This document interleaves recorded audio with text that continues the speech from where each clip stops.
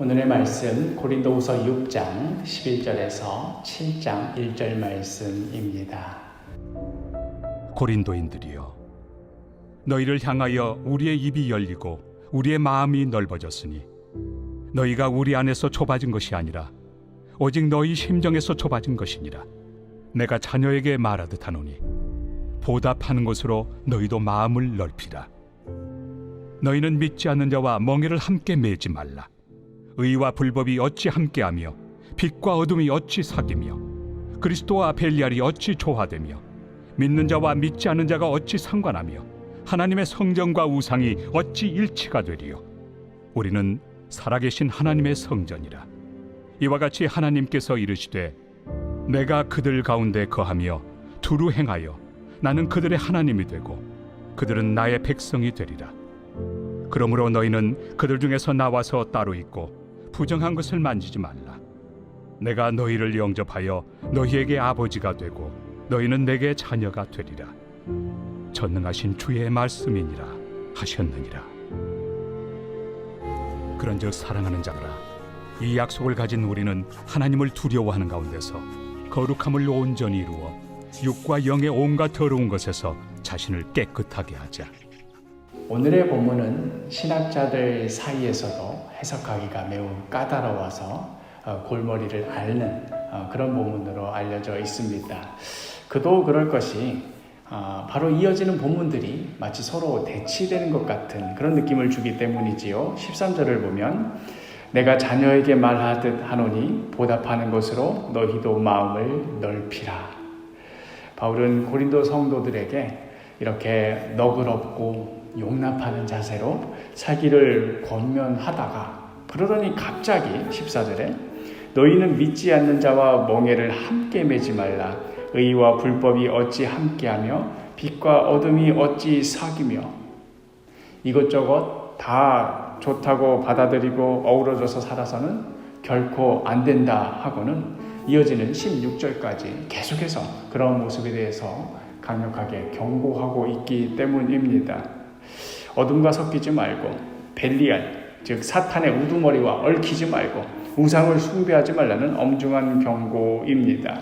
그 이유는 16절에 계속해서 이어지는 말씀에 고린도서 6장 16절 하반절 말씀이라고 할까요? 우리는 살아계신 하나님의 성전이라.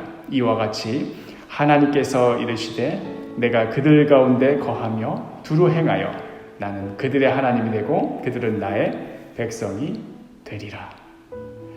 우리 성도 자신이 하나님의 성전인데 우리 믿는 자들의 모임 자체가 하나님께서 거하시는 거룩한 교회인데 어찌 그 성전된 자로서 우상을 숭배하는 자리에 갈 수 있겠느냐 하는 말입니다.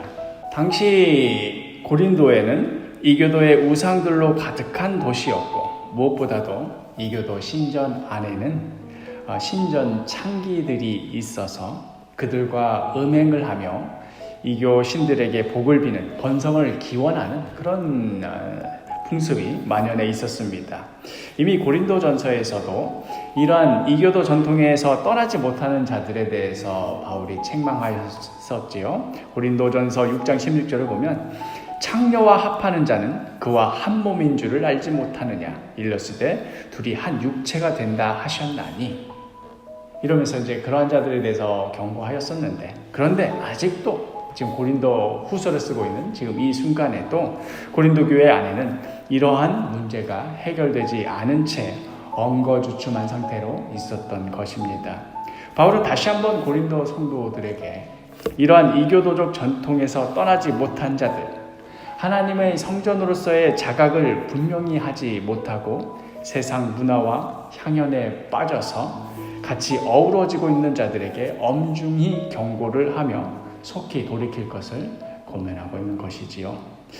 오늘날의 입장에서 우리가 함께 묵상한 이 말씀을 돌이켜볼 때 두 가지 입장에서 한번 생각해 볼 수 있겠습니다.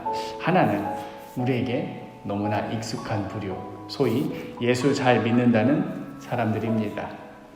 그리스도와 벨리알이 어찌 조화되며 하는 이런 말씀을 입에 달고 살면서 교회 문화와 세상 문화를 엄격히 분리해서 세상 밖으로 나가서는 안 된다고, 세상 문화는 그 무엇이라도 따라해서는 안 된다고, 또 아이들에게는 너는 교회하고 학교만 왔다 갔다 해라 이렇게 가르치고, 심한 경우에는 세속적인 관점에서 가르치는 이런 공교육을 신뢰할 수 없다고 해서 기독교 대안학교나 홈스쿨링 같은 그런 모습, 제가 좀 과장한 것이 있긴 합니다만은 대체로 이런 방향 쪽에서의 모습들이 있습니다.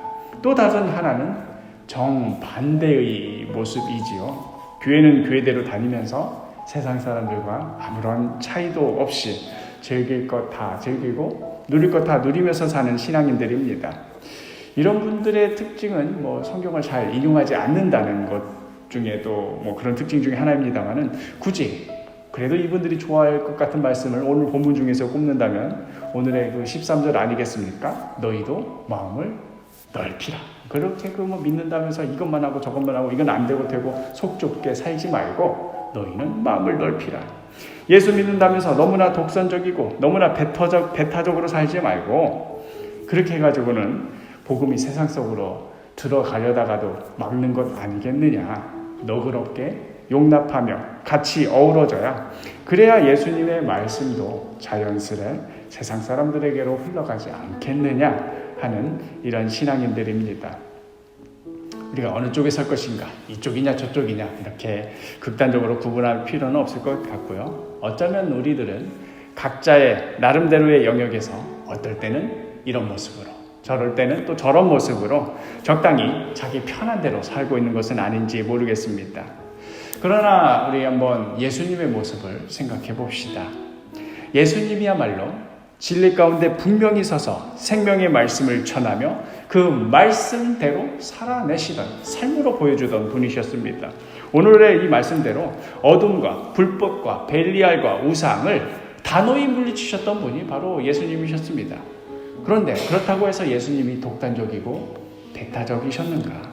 오히려 예수님의 주변에는 창기와 세리와 병자와 귀신 들린 자들이 넘쳐났습니다. 예수님은 그들의 친구요, 위로자요, 또 그들을 회복시키는 자였습니다. 진리 가운데 분명히 서 있겠다고 하면서 이 사람 저 사람 정죄하면서 다 쳐내는 그런 모습 아니셨고요. 또 그렇다고 이 사람 저 사람 다 받아주시면서 하나님의 말씀을 흐리게 하시는 모습도 아니셨습니다. 바로 이러한 예수님의 모습이 오늘을 살아가는 우리 믿는 자들에게 매우 중요한 모습 아니겠습니까? 바로 이런 이유에서 오늘의 본문의 이 사도 바울의 편지를 쓰기를 너희는 너그럽게 마음을 넓히라고 권면하면서도 동시에 어둠과 벨리알과 이런 것들과 사귀지 말라고 엄중히 경고하는 것 아니겠습니까? 사랑하는 사도교회 식구 여러분, 오늘 하루도 주님의 말씀, 진리의 말씀 가운데 분명히 서 있으시기를 바랍니다. 그러면서도 동시에 우리의 이웃들에게 너그럽고 또 친절하게 다가가시기를 바랍니다. 그리하여 우리 불러주신 각자의 자리에서 하나님의 거룩한 성전다운 모습으로 올바로 서서 또한 그리스도의 향내를 널리 뿜어내며 살아가시는 복된 하루가 되기를 간절히 축복합니다.